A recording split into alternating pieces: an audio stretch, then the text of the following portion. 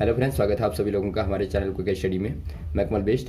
इस वीडियो के माध्यम से दोस्तों आपके यहाँ पर कराऊंगा आर्मी टेक्निकल एनए का दोस्तों केमिस्ट्री का पार्ट नंबर 14, यानी कि यहाँ पर आपको मिलेगा रसायन विज्ञान का भाग नंबर 14। इससे पहले दोस्तों आपको 13 भाग कराए जा चुके हैं, जहाँ पर आपने महत्वपूर्ण क्वेश्चन को देखा।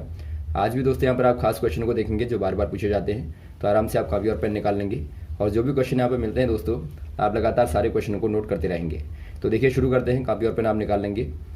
पहला क्वेश्चन दोस्तों आपको दिखता है, which among the following completes the statement, यानी कि आपको बताना है निम्न में से कौन सा कथन को पूरा करता है। यहाँ पर आपको कथन क्या दिया है, देखिए, in digestive system of living organism, यानी कि जो आपका पाचन प्रक्रम होता है सजीवों का, यानी कि सजीव जाति में जो पाचन प्रक्रम होता है दोस्तों, उसके दौरान क्या बनता है आपको बताना है। पहला आपको यहाँ पर दिया है, glucose is broken down into glycerol, यानी कि ग्लूकोज जो होता है ग्लिसरॉल में टूटता है। सेकंड वाला आपको दिया है, glucose is converted into glycerol, यानी ग्लूकोज ग्लिसरॉल में परिवर्तित होता है। नेक्स्ट आपको दिया है, glucose is broken down into carbon dioxide and water, यानी ग्लूकोज CO2 और H2O में, यानी कि कार्बन डाइऑक्साइड और जल में टूटता है। और आपको फोर्थ वाला दिया है, proteins are broken down into amino acids, यानी आपको दिया है प्रोटीन जो होते हैं एमिनो एसिड में, यानी कि एमिनो अम्लों में दोस्तों टूटते हैं। जो यहाँ पर आपको डी वाला दिया दोस्तों, ये आपका राइट है। यदि आप देखेंगे दोस्तों लिविंग ऑर्गेनिज्म में जो डाइजेस्टिव सिस्टम होता है, यानी कि यहाँ पर आप लिखेंगे डाइजेस्टिव जो सिस्टम होता है दोस्तों लिविंग ऑर्गेनिज्म में, तो वहाँ पे क्या होता है, देखिए हमेशा ही प्रोटीन जो होता है ये आपका एमिनो ग्रुप और साथ में दोस्तों एसिडिक ग्रुप से बना होता है।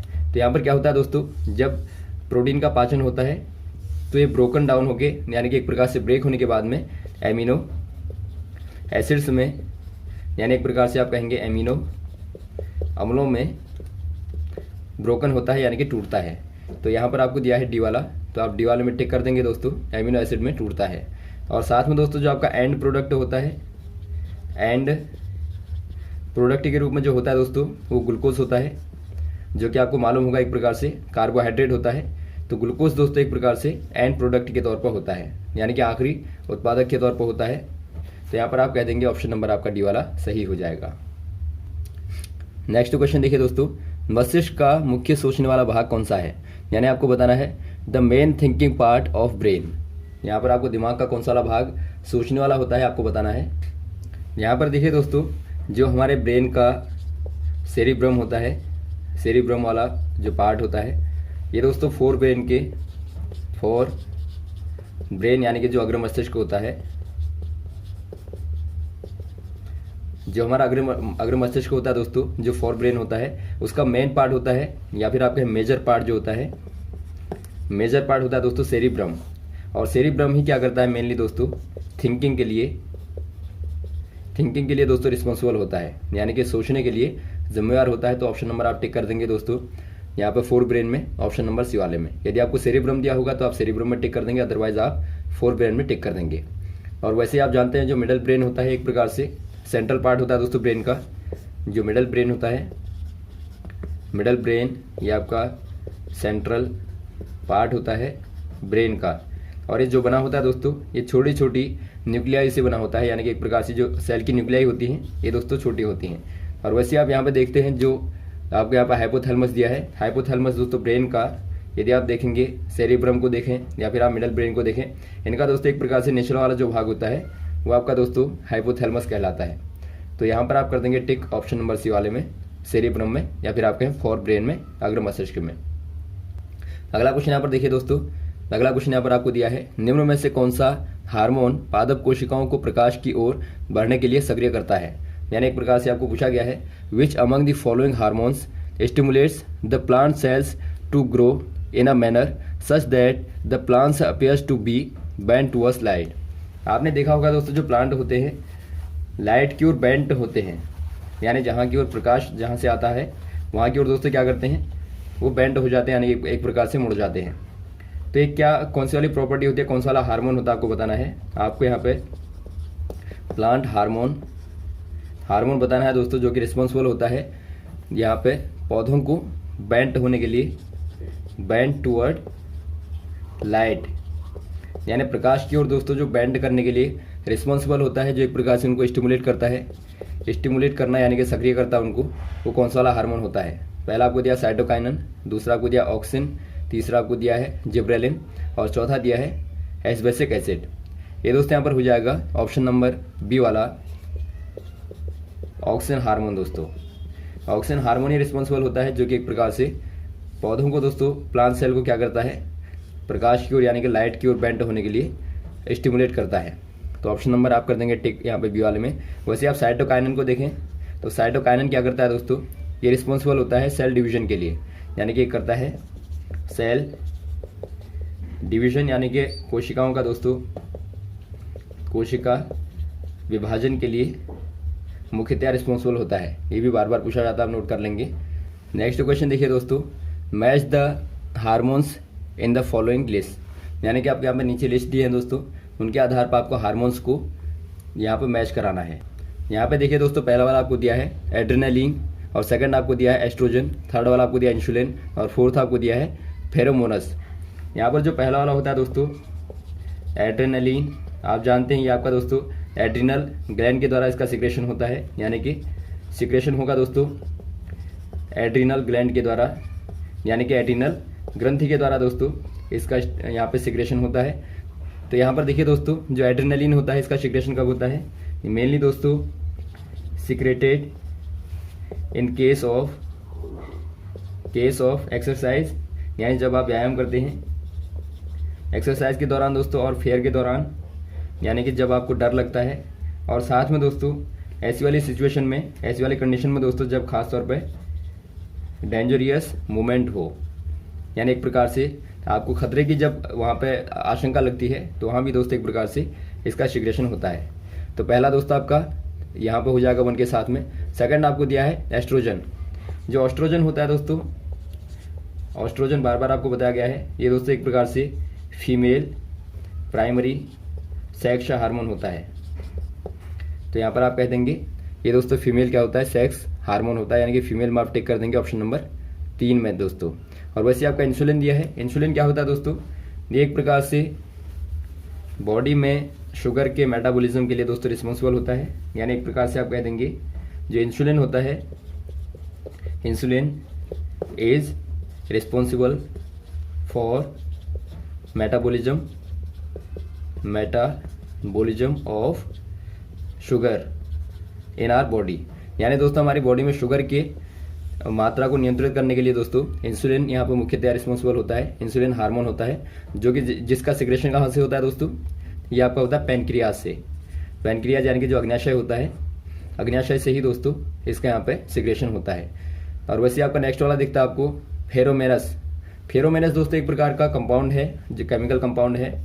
यहाँ पर जो फेरोमेनस आपको दिया है, ये आपका दोस्तों एक प्रकार से केमिकल कंपाउंड होता है, जो कि दोस्तों खास तौर पे इंसेक्ट के, जो इंसेक्ट होती हैं दोस्तों, उनके द्वारा इसका सिक्रेशन होता है। यानी एक प्रकार से आप कह देंगे इंसेक्ट्स में क्या होता है दोस्तों, ये इसका सिक्रेशन करते हैं और इसके माध्यम से आसपास में यदि इनके कोई पार्टनर होंगे तो उसकी स्मेल से ये पता लगा लेते हैं। तो यहाँ पर आप कह देंगे एक प्रकार से जो आपका फेरोमेनस होगा दोस्तों, क्या हो जाएगा ये आपका attractive partners of smell through senses कह देंगे आप। यानी यहाँ पर आपका डी वाला 2 से टिक हो जाएगा, ए वाला आपका पहले वाले से, और बी वाला हो जाएगा यहाँ पर फीमेल से, और इंसुलिन हो जाएगा दोस्तों ग्लूकोज से, क्योंकि आप देखते हैं शुगर मतलब आपका ग्लूकोज ही यहाँ पर मेनली होता है, वहाँ पे ग्लूकोज का ही एक प्रकार से मेंटेनेंस होता है दोस्तों इंसुलिन में। नेक्स्ट क्वेश्चन देखिए दोस्तों, संतुलित आहार लगभग है, यानी कि आपको बताना है balanced diet should have approximately, यानी कि यहाँ पर आपको बैलेंस डाइट के बारे में बताना है। देखिए दोस्तों, जो बैलेंस डाइट होती है वो क्या होती है, एक प्रकार से which provide us sufficient amount of carbohydrate, fats, protein, vitamin and minerals।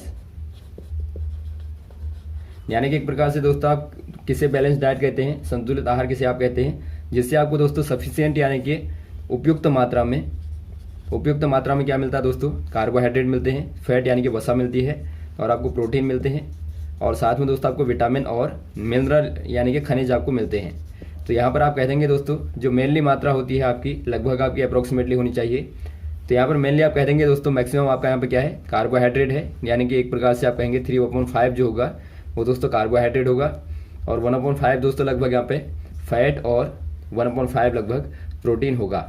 तो यहाँ पर देखिए ऑप्शन नंबर कौन सा वाला दिखता है आपको, ऑप्शन नंबर दिखता है दोस्तों आपको सी वाला। देखिए 1/5 प्रोटीन, 1/5 फैट एंड 3/5 कार्बोहाइड्रेट यहाँ पर हो जाएगा। तो ऑप्शन नंबर आप सी वाले में टिक कर देंगे, सी वाला हो जाएगा। नेक्स्ट क्वेश्चन देखिए दोस्तों, गाय का दूध किसका मुख्य स्रोत होता है, यानी आपको बताना है काव milk is a rich source of. यहाँ पे देखिए दोस्तों जो काव मिल्क होता है उसमें मेनली क्या होता है, उसमें मेनली होता है दोस्तों विटामिन बी कॉम्प्लेक्स, यानी एक प्रकार से जो विटामिन बी होता है दोस्तों दूध में होता है गाय के। तो ऑप्शन नंबर आप कर देंगे टिक बी वाले में, विटामिन बी। नेक्स्ट क्वेश्चन देखिए दोस्तों, पेशाब का पीला रंग डैडेस की उपस्थिति के कारण होता है, यानी आपको बताना है the yellow colour of urine is due to presence of.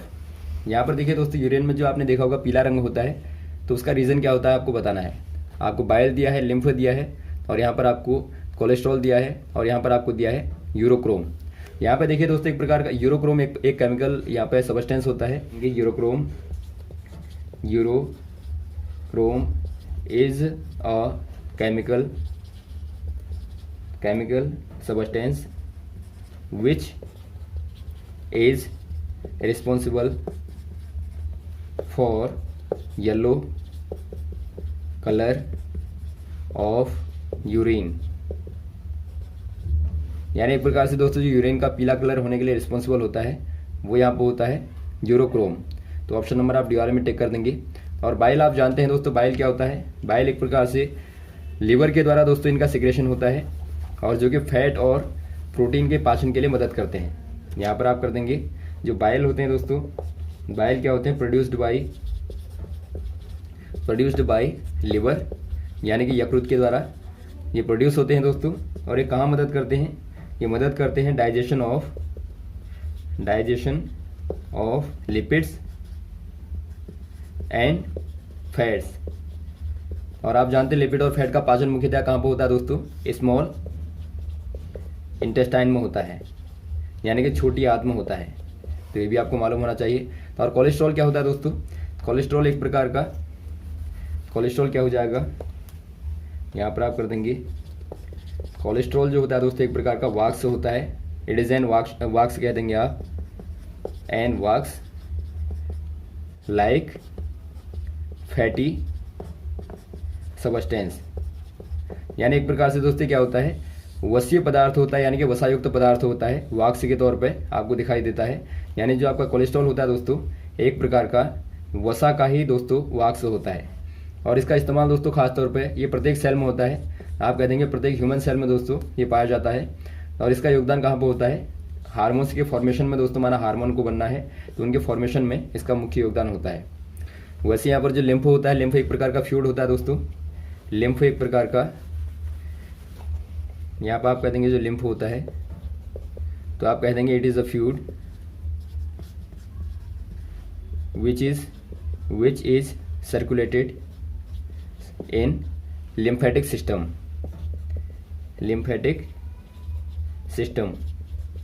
यानी लिम्फेटिक सिस्टम में दोस्तों क्या करता है, ये सर्कुलेट होता है। तो यहाँ पर आपका जो आंसर हो जाएगा दोस्तों ऑप्शन नंबर कौन सा हो जाएगा, डी वाला हो जाएगा, यूरोक्रोम। नेक्स्ट क्वेश्चन देखिए दोस्तों, हृदय कब आराम करता है, यानी आपको बताना है व्हेन डज हार्ट रेस्ट, यानी जो हार्ट होता है दोस्तों ह्यूमन का हार्ट होता है वो आराम कब करता है आपको बताना है। पहला आपको दिया नेवर, कभी नहीं। सेकंड वाला आपको दिया है वाइल स्लीपिंग, यानी कि जब हम सोते हैं। थर्ड वाला आपको दिया है बिटवीन टू बीट्स, यानी कि दो स्पंदों के बीच में या दो धड़कनों के बीच में आप कह सकते हैं। और आपको डी वाला दिया है वाइल डूइंग योगा, यानी जब आप योगा करते हैं। यहाँ पर देखिए दोस्तों आपका जो थर्ड वाला दिया है बिटवीन टू बीट्स, यानी दोस्तों जो बीटें होती हैं लगातार, आप जानते हैं कि नॉर्मली आपकी 72 होती हैं पर मिनट। तो यहाँ पर जो दो बीटें होती है दोस्तों, दो बीटों के बीच में ही दोस्तों यहाँ पे क्या होता है, हार्ट क्या करता है, रिलैक्स करता है। यानी आप कह देंगे दोस्तों जो हार्ट यहाँ पे यानी कि जो हृदय आराम करता है वो दो बीटों के मध्य में करता है, ऑप्शन नंबर सी वाला। वैसे आप देखेंगे दोस्तों ये लगातार क्या करता रहता है, ब्लड को पंप करता रहता है। यानी जो एक प्रकार से जो अनप्योर यहाँ पे जो ब्लड आता है दोस्तों बॉडी में, तो उसमें क्या करता है, उसमें लगातार O2 को मिलाने के बाद में उसको लगातार पंप करता है। तो यहाँ पे जो पंप करने में दोस्तों एक प्रकार से बीट, तो हार्ट जब खुलता है और बंद होता है दोस्तों, तो वहीं पर एक प्रकार से बीटों के बीच में ही आप कह सकते हैं कि रेस्ट करता है। नेक्स्ट क्वेश्चन देखिए दोस्तों, मैच द फॉलोइंग। आपको नीचे वालों को मैच करना है। यहाँ पर आपको दोस्तों टेस्ट दिए हैं और आपको मैच करना है किन का होता है।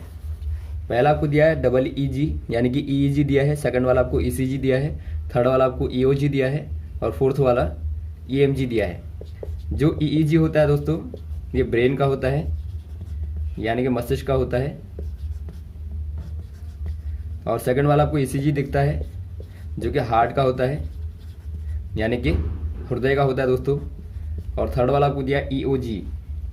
EOG होता है दोस्तों आई का यानी कि आंखों का टेस्ट होता है। और वैसे आपका EMG जो होता है, EMG होता है दोस्तों मसल का यानी कि पेशियों का होता है। तो यहाँ पर आप देखते हैं पहला वाला आप EEG को मिला देंगे दोस्तों ब्रेन के साथ में, और ECG को मिला देंगे हार्ट के साथ में, EMG को मिला देंगे मसल के साथ में, EOG को मिला देंगे आई के साथ में।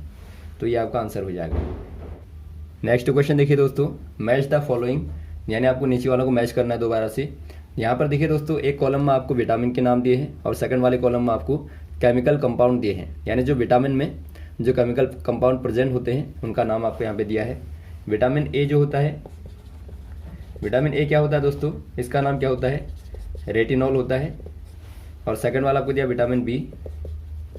विटामिन बी दोस्तों पूरा कॉम्प्लेक्स होता है, यहाँ पर आपको केवल विटामिन B1 का पूछा गया है। तो B1 जो होता है दोस्तों ये आपका होता है थायामीन होता है। वैसे आपका थर्ड वाला दिया है विटामिन सी। विटामिन सी को दोस्तों आप कहते हैं एस्कॉर्बिक एसिड या फिर आप कहें एस्कॉर्बिक अम्ल कहते हैं। वैसे आपको विटामिन ई दिया है। विटामिन ई को क्या कहते हैं दोस्तों, आप टोकोफेरॉल कहते हैं, टोकोफेरॉल आप कह देंगे। और वैसे आप विटामिन डी को क्या कहेंगे दोस्तों, कैल्सीफेरॉल कहते हैं। तो इसको भी आप याद रखेंगे। तो ये सारे विटामिनों के नाम दोस्तों बार बार पूछे जाते हैं, तो आप आराम से इनको याद रखेंगे ताकि आप आराम से क्वेश्चनों को कर पाएं। तो यहाँ तक दोस्तों आप क्वेश्चनों को तैयार करेंगे। उम्मीद है आपको वीडियो अच्छा लगा होगा। यदि आपको कोई कन्फ्यूजन हो दोस्तों आप कमेंट बॉक्स में कमेंट कर सकते हैं, और साथ में लगातार हमारे साथ भी बने रहेगा। Okay, thanks. जय हिंद, जय भारत।